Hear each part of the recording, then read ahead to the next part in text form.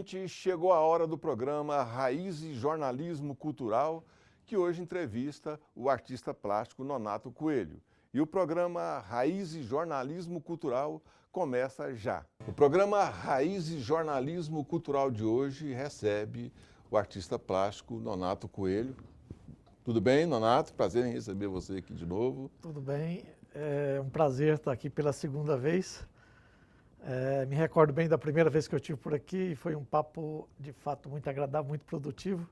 E é um prazer retornar a esse programa tão essencial para a arte, né, que é muito raro ter programas que tratam da cultura de uma maneira tão focada como é o seu programa.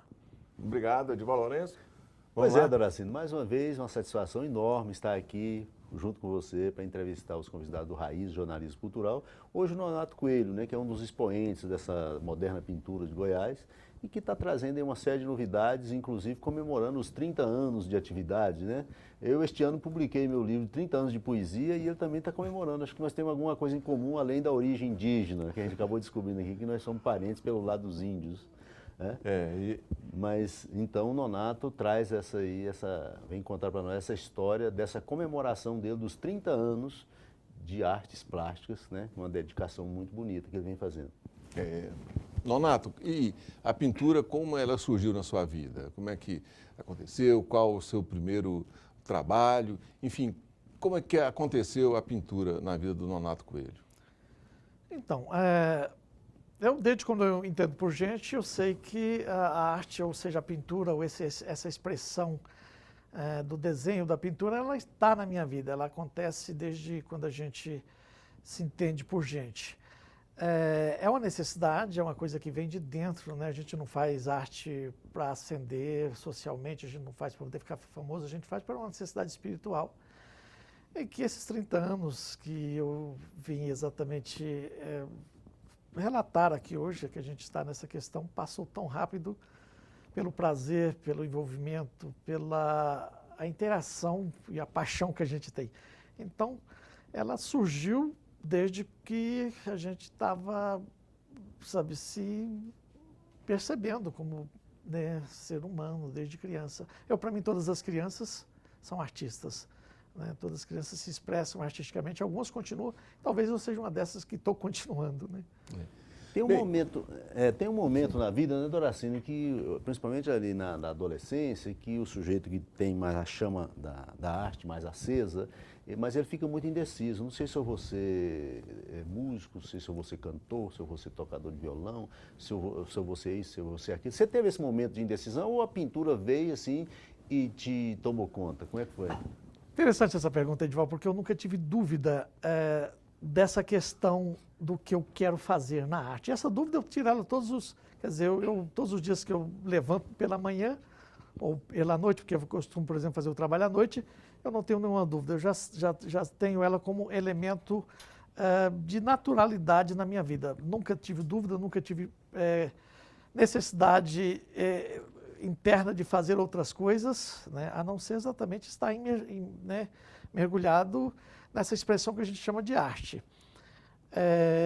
Então, por exemplo, eu gosto muito de uma frase do Brasil Iguais Felizes, que ele fala o seguinte: olha, o vírus da arte, quando pega um cidadão, ele não larga mais nunca, né? Eu acho que eu nasci com esse vírus, então não dá para largar. Ele é uma questão visceral, uma questão que está intrinsecamente ligada à minha vida de uma maneira muito, sabe, muito inteirada com a minha pessoa, uma coisa muito egocêntrica também. O artista tem um pouco de egocentrismo, me parece que é uma constante do demiurgo, do criador, é que ele tem sempre essa insistência, essa renitência dentro dele, mesmo nas circunstâncias, digamos, paradoxais, mesmo na questão, por exemplo, contrária, né? Um artista parece que ele reima contra a maré, né?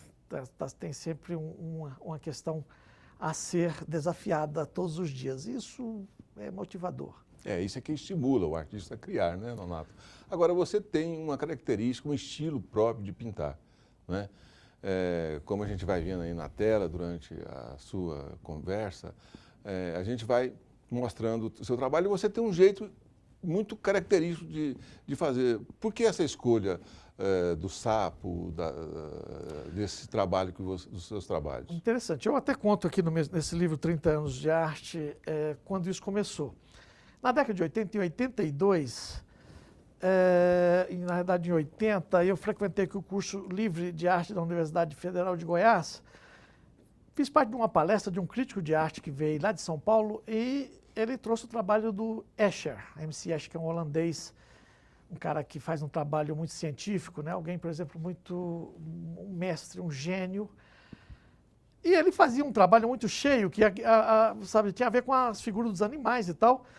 E o sapo ele pintou também nesse momento, que eu acho que eu ainda não sei ainda por que a figura do sapo, talvez porque eu até nem gosto, né, do sapo. Talvez uma maneira exatamente de exorcizar esse medo que eu tenho dos animais, desse sapo, dessa questão toda. E os meus sapos não são muito realistas, é um sapo mental, ele é uma coisa que vem de uma maneira muito híbrida, né? Tanto é que a minha última exposição que eu fiz chamado híbrido anfíbio, ela é todo esse hibridismo, todo eu pego exatamente a figura do sapo e transformo ela, mas de fato o sapo ele está na gênese, ele está nesse início. E eu ainda não tenho uma clarividência por que dessa figura, ou por que de repente ela me repulsa ao mesmo tempo, ao ponto de eu fazer com que ela se torne uma constante no meu trabalho.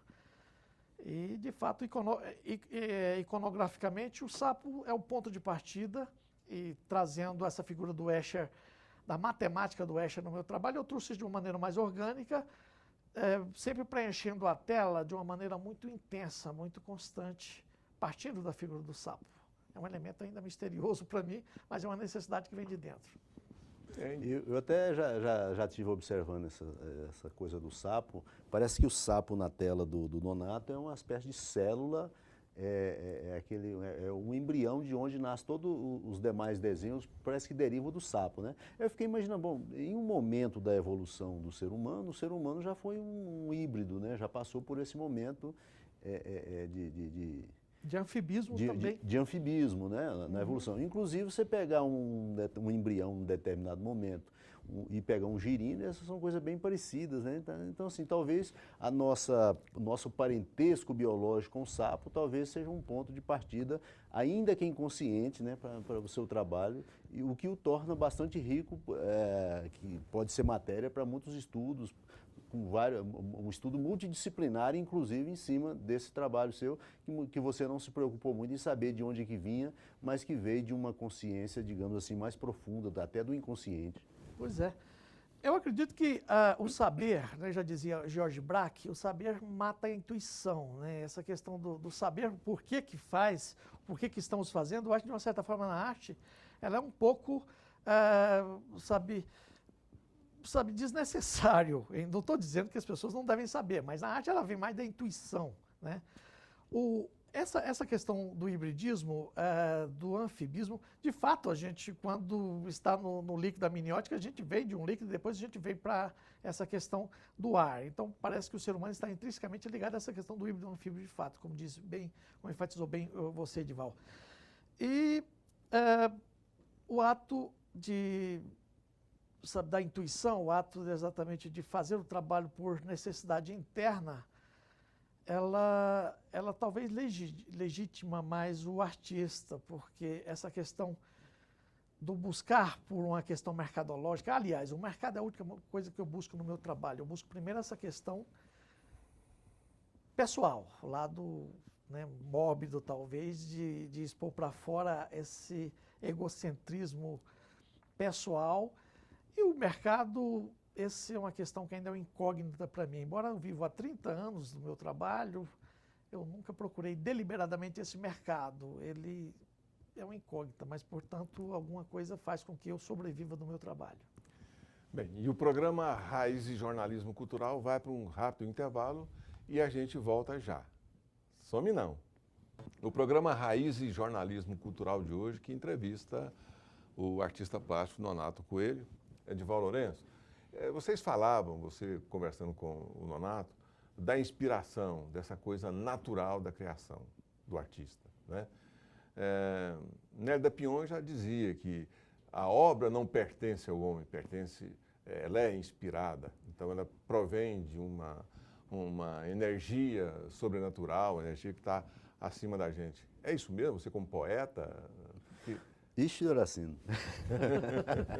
A questão, assim, João Cabral de Melo Neto diz que essa história de inspiração é balela, porque ele acha que tem que ter transpiração. Para poder escrever um bom poema, tem que transpirar. O Ferreira Goulart diz que só escreve um poema se ele estiver em estado alterado, se ele estiver inspirado. Sem inspiração, ele não escreve um poema. Ele escreve uma crônica, escreve um artigo para jornal, mas um poema ele tem que ter uma alteração, digamos assim, uma inspiração para poder escrever.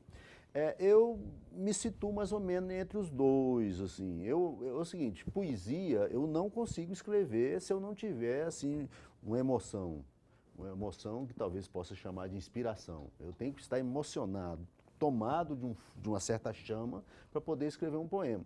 Já outros tipos de trabalho, mesmo romance, dá para você tocar um trabalho, tá? Mas a poesia, que eu acho que é assim, a primeira dama da literatura, eu acho que você tem que estar inspirado. Se você não tiver, você vai falsear uma poesia. E eu acho que a pintura tem muito disso também, né, Nona? Você pode até fazer espalhar uma tinta, mas aquela coisa, a chama da arte mesmo, você tem que ter você tem que ouvir vozes, você tem que ser meio doido. Concordo, concordo perfeitamente, Edival. Eu acho que o trabalho, ele deve ser um constante, sim, mas existe um momento que você não controla e que, naturalmente, a expressão, ela é única. Uhum. Que aquele, por exemplo, eu cito muito Picasso, parece uma redundância, mas vou citar, inclusive, Picasso, falava o seguinte, Picasso foi um cara prolixo, ele pintou 10 mil trabalhos, 10 mil quadros, digamos assim. Mas ele mesmo falava, dos 10 mil quadros que eu pintei, pode contar no dedo das mãos o que, de repente, vale a pena, o que alguma coisa ficou. Eu acho que esses momentos são os momentos de inspiração. É o momento de chama, exatamente. Né? Não é? De incêndio, né? Exatamente essa questão, Nonato, que eu queria chegar. Quer dizer, é isso. A sua criação, o seu trabalho, ele tem muito de inspiração, eu avalio assim. Uhum. E principalmente na música e nas artes plásticas, esse momento de inspiração é que transforma, que dá aquela coisa diferente para as pessoas se sensibilizar com o que está acontecendo. Claro, o artista também, quando está interpretando num palco, há um momento em que ele é possuído ou pelo texto ou por alguma coisa que transcende a parte mais física, mais racional, né? Então, o seu trabalho também tem essa característica de inspiração, Nonato. Pois é. Eu avalio assim. Eu creio que eu sou muito... Eu, por exemplo, eu me considero um cara pouco criativo. Na realidade é essa. Eu planejo 10 anos de cada fase, ou seja, dos 30 anos de trabalho, eu planejei a primeira fase dos animais, a segunda fase, uma coisa chamada antropométrica. Eu até estava na Grécia nessa época e me inspirava exatamente em certas questões que eu via ali naquele momento. Então, essa fase que eu respirei na antropometria ou na prosopografia, que a gente fala a imagem do rosto, eu planejei para 10 anos. Eu levei a risco os 10 anos fazendo essa imagem do rosto. E depois eu voltei exatamente para a questão do anfíbio, híbrido anfíbio, que aí a figura humana já veio misturada. Agora, é claro que de todo esse trabalho, por exemplo, constante, de toda essa expressão, digamos, que eu marco, existe um momento que a gente sai de si e quando a gente vê a obra aconteceu de uma maneira muito prazerosa. Né? Esse é um pouco meio mediúnico, não quero entrar nessa questão da filosofia religiosa, claro, cada um é cada um, mas eu acho que tem um momento que você sai de si quando você vê e fala, foi eu que fiz esse tipo de coisa, mas no constante, no corpo da obra, ela tem que ter a técnica, ela tem que ter a constante, ela tem que ter justamente o planejamento, essa matemática da coisa assim. Mas você forja isso e as grandes obras medram em certos momentos, as grandes obras elas acontecem pessoal e sociologicamente em momentos que, sabe, misterioso. Num documentário, você falou do Picasso, um documentário dele, ele começa uma coisa, eu me lembro bem de uma tela, Edival, que foi feito, que o documentário, ele acompanha os traços do Picasso, tudo, né? E num determinado momento ele começa a pintar uma coisa, e aí faltava 8 segundos para ele terminar a tela, e ele vai, e com o pincel, passa por cima daquilo tudo e cria uma outra figura. Com você acontece você começar um trabalho e depois terminar com uma coisa diferente do que você imaginava? Gozado, né? Não só Picasso, mas Francis Bacon também tinha essa questão de construção e destruição, destruir, né? Constrói e destrói. E porque uma obra a gente nunca sabe quando ela está terminada de fato. Mas existe essa questão do iniciar sem saber exatamente qual vai ser o final. Porque também eu acho que não teria muito graça, não teria muito prazer de você já ter uma coisa já pré-concebida, já pronta. Então você tem que ter essa emoção, você trabalha com a emoção. Eu até costumo falar que a arte, religião, ciências estão todas primas, são todas ligadas uma da outra, que você nunca sabe o resultado e nem deve saber. Coisas espirituais que vêm, não pode estar à luz, não pode ter uma luz muito clara, você tem que ter um pouco de mistério para si, para o ambiente, enfim, para o pós, né? Nunca deve ser definida, não pode ser claro. E essa obra, é claro que ela pode começar de uma certa maneira e ela deveria, e até se terminar diferentemente, pode ser até melhor do que o planejado, né? O ato de começar e o final, se é que existe um final essa obra. Talvez essa obra só termina quando o artista morre.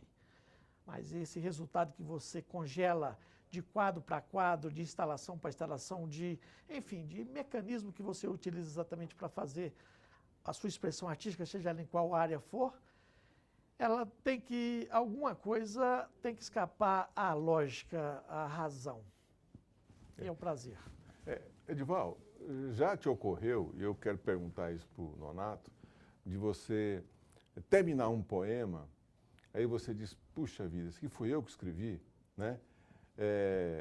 Já te ocorreu esse momento assim, de dizer, ou mesmo depois, você fala assim, puxa... Não, normalmente quando eu escrevo e deixo aquele negócio sem observar durante algum tempo. Depois, quando eu volto já a frio, digamos assim, aí às vezes há esse estranhamento. Pô, mas fui eu que... Às vezes, o que é mesmo que eu queria dizer aqui, né? Às vezes depois você tem até que arrumar um sentido depois para aquilo que você escreveu. Acontece muito isso. Não é o caso de contar aqui, mas eu tenho um livro inteiro que eu escrevi em estado alterado. Uma coisa assim, uma coisa muito estranha, mas acontece, sim, e com certa frequência. Né? Com você também acontece isso, Nonato? Você terminar um trabalho, você olhar e falar assim, puxa vida, né? Sim, isso acontece. Que bacana, ou você se surpreender com aquilo, né? Eu costumo olhar um trabalho durante algum tempo e ele tem que passar pela ótica do tempo na minha visão. E tem vezes que eu olho um trabalho durante 10 anos para que ele ultrapasse na minha autocrítica. Mas eu não passo ele para frente se eu não tiver a segurança de que me agradou. Eu cuido disso, sabe, dessa parte. E o programa Raiz e Jornalismo Cultural, que hoje conversa com o artista plástico Nonato Coelho, vai para um rápido intervalo e a gente volta já já. O programa Raiz e Jornalismo Cultural de hoje, que conversa com o artista plástico Nonato Coelho, né, vai para o terceiro bloco e a gente, né, Edival, aí chover de pergunta. Estamos chovendo de pergunta dele, do Nonato, né? Doracino, eu queria perguntar para o Nonato o seguinte. A gente sempre observa nos países onde já existe uma cultura mais...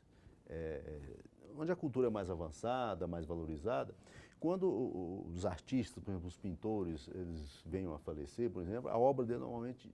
Aí a obra dele cresce um pouco mais ainda e vai sempre crescendo e se valorizando. Então, eu não sei se eu estou enganado, mas aqui, por exemplo, os nossos artistas plásticos, quando morrem, normalmente a obra dele começa a morrer junto com ele, vai desaparecendo. Eu tenho a impressão que hoje, por exemplo, o Kleber Gouveia, que foi um grande artista, ele está desaparecendo. O DJ Oliveira, um grande artista, eu tenho a impressão que a obra dele está desaparecendo.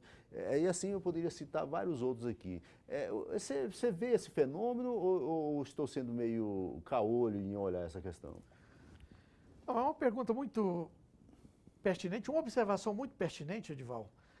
Mesmo porque isso é uma coisa fenomenal numa sociedade nova como a nossa, uma sociedade que ele está sedimentando ainda nas suas impressões, nas suas percepções culturais. E a nossa história goiana, ela tem um pouco mais de 50 anos de história moderna e contemporânea, e esses artistas que você citou aí são artistas muito importantes para a nossa história, que faleceram, e esse mercado que um pouco deslumbrado, um mercado que a palavra deslumbrado parece um pouco forte, mas tem muita gente que compra uma obra de arte achando que ela vai valorizar logo em seguida. Ela precisa de um tempo, é uma questão de sedimentação cultural, de maturidade de uma sociedade. O Brasil é muito jovem, nós estamos apenas começando, e em Goiás muito mais jovens ainda.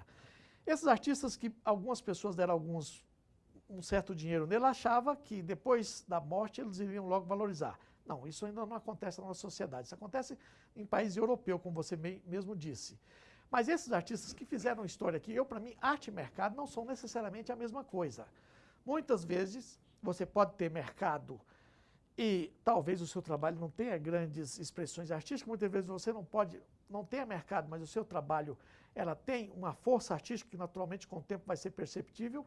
Eu acho que esses artistas fizeram um trabalho muito sério e que as pessoas que compraram, elas vão ter um prazer cultural. E esse prazer cultural tem um preço também. Esses artistas, sim, deram uma certa esfriada no seu mercado, mas porque esse fenômeno do estar valorizado logo em seguida é uma questão para a sociedade culta, para uma sociedade que naturalmente já se resolveram a questão da cultura. Nós ainda somos rarefeitos nessa questão, mas eu sou um otimista. Eu acho que esses artistas que fizeram a história, mesmo Goiás ainda não observando eles fazem parte do limiar, desse starting da cultura brasileira e são artistas valorizados pela questão cultural. E o mercado vai acompanhar, eu creio. Eu percebo o seguinte, que apenas o Confalone, as obras, os quadros do Confalone, seguem no caminho diferente desse aí, né? Eu acho que a obra do Confalone se valorizou aí com o tempo. Mas deixando um pouco essas questões de mercado e arte de lado, continuando na arte, né? Deixando só o mercado, a questão dos 30 anos. Vamos contar um pouco dessa história e você vai dizer para o telespectador também como é que é essa programação.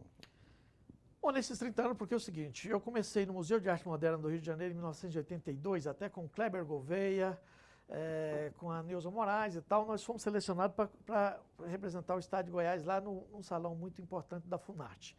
De lá para cá eu ganhei alguns prêmios, fiz muito grafite, ajudei a introduzir o grafite aqui na estado de Goiás na década de 80 também. E agora a gente coroou essa ideia com a curadoria da Carol Boclin.